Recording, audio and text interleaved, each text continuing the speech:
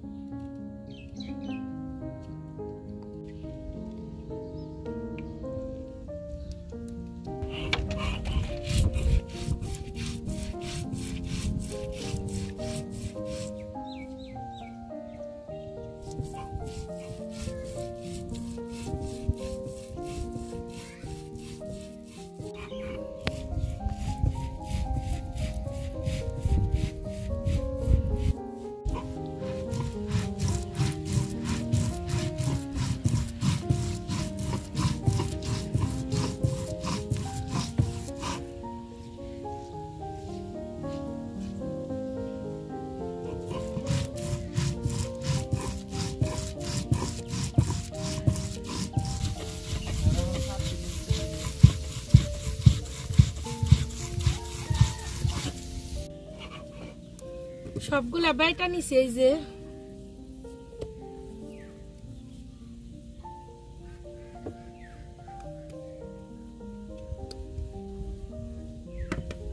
চাল বাটার মধ্যে সামান্য পরিমাণ লবণ দিয়ে দিব।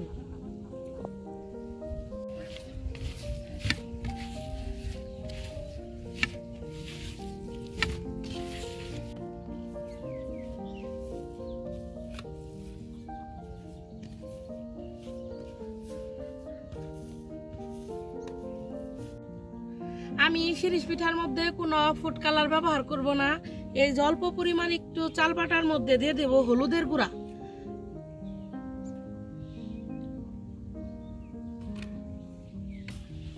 পিঠা বানানোর জন্য এই যে আমি কলা পাতা ছোট ছোট করে কেটে নিছি, আর এই যে একটা শিরিষ নিছি। এই শিরিষ দিয়ে পিঠা বানাবো। এই যে দেখেন কিভাবে আমি ভরি। এই যে শিরিষটা এই যে এইভাবে নেবেন, প্লেটের মধ্যে থেকে এইভাবে ভরবেন, তাইলে আর ভিতরে আর হাওয়া ঢুকবো না। এই যে এইভাবে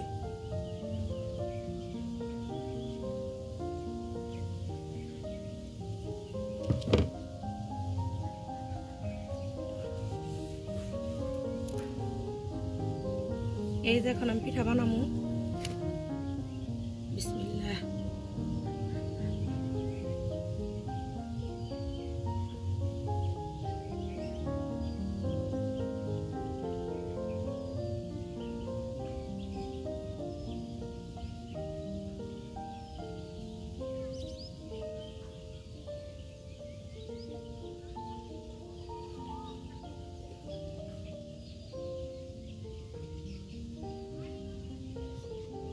এই যে আমার একটা পিঠা বানানো শেষ হইলো। আপনাদের কাছে থেকে দেখাইতেছে আমি কিভাবে ভরবেন শিরিষে।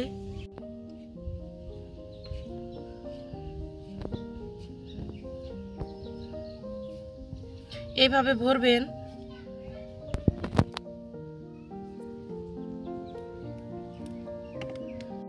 এই যে দেখেন আমি আরেকটা পিঠা বানিয়ে নিতেছি।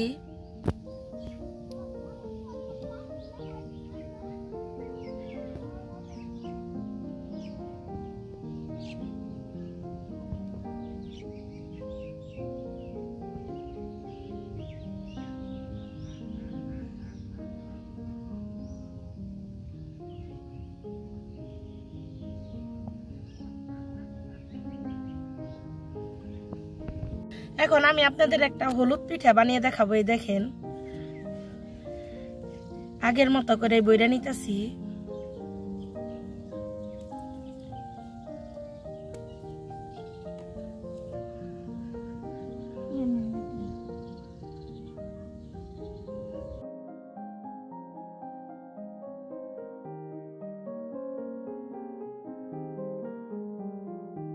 বন্ধুরা সবাই দেখেন আমি এক নৌকা পিঠা বানাইছি দেখেন কত পিঠে এক নৌকা পিঠা বানাইছি দেখেন কত সুন্দর করে বানাইছি একা বানাইলাম পিঠে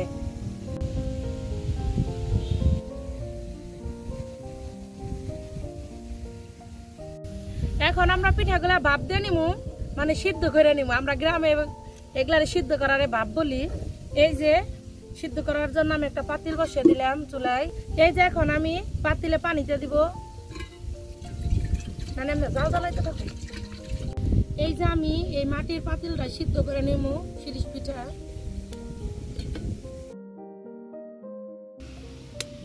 পানিতে ভাপ আসছে এই যে এখন এই পিঠা দিয়ে দিব রেখে দিন না রেখে দিন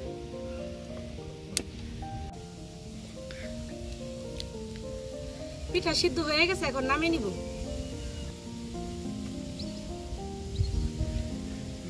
সবগুলা পিঠা সিদ্ধ করে নিব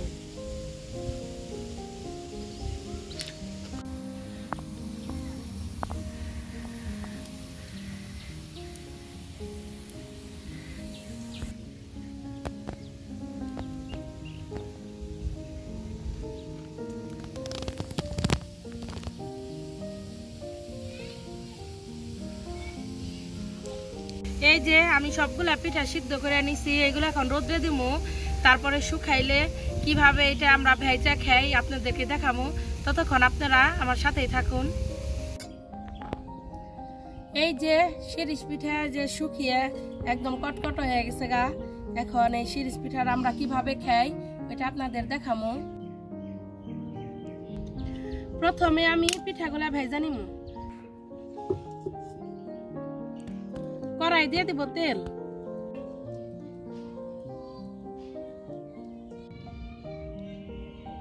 তেল গরম হয়ে গেছে এখন পিঠা দিয়ে দিব এই যে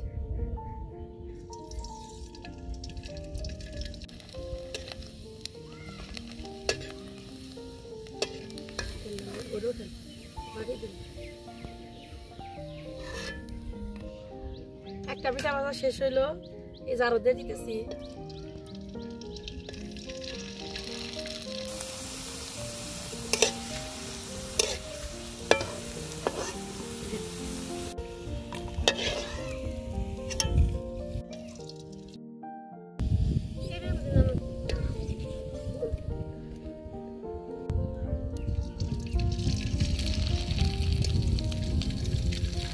দেওয়ার সাথে সাথে কি সুন্দর ফুল আসতেছে খাল দেখেন আপনারা কি সুন্দর ফুল হয়েছিল ফুল পিঠা না সিদ্ধ চলে ছোট কাল আগে আরো কত বানাইছি আমি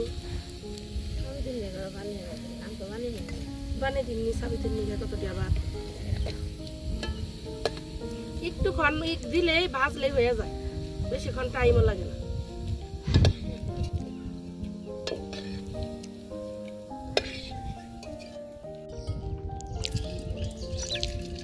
এইভাবে আমি সবগুলা পিঠা ভেজে নিমু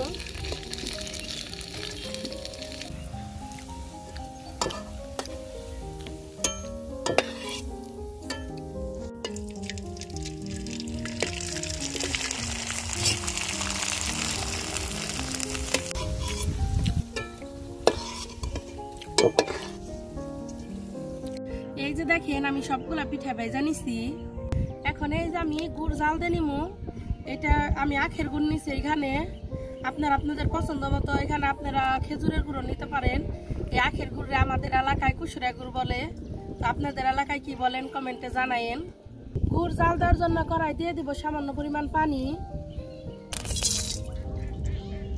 গুড় এলাচ তেজপাতা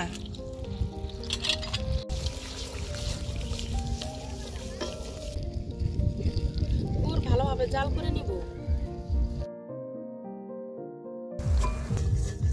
গুড় এই যে একটারের মতো হয়ে গেছে এই যে এখন দিয়ে দিব পিঠা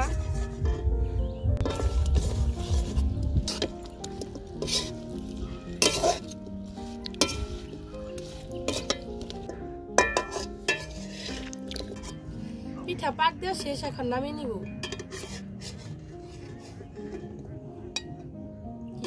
কালার ছিল নানি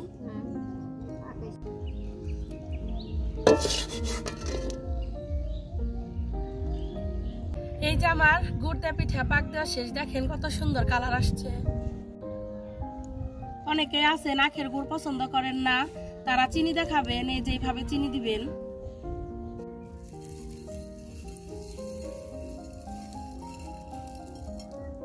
আপনারা এটা চিনি গুড় ছাড়াও খাইতে পারেন, যারা মিষ্টি পছন্দ না করেন তারা শুধু তেলে ভেজেও খাইতে পারেন।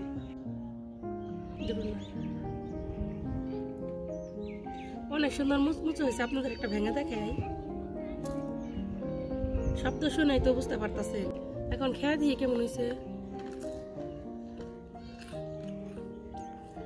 মসমস হয়েছে।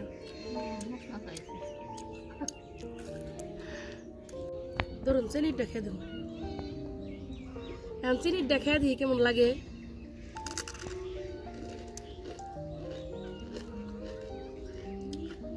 চিনিটার থেকে কিন্তু গুড়েরটা খাইতে বেশি ভালো লাগতেছে। এখন তো বৃষ্টির দিন, আপনারাও এরকম করে বানিয়ে খেয়ে দেখেন, আশা করি খুব ভালো লাগবে।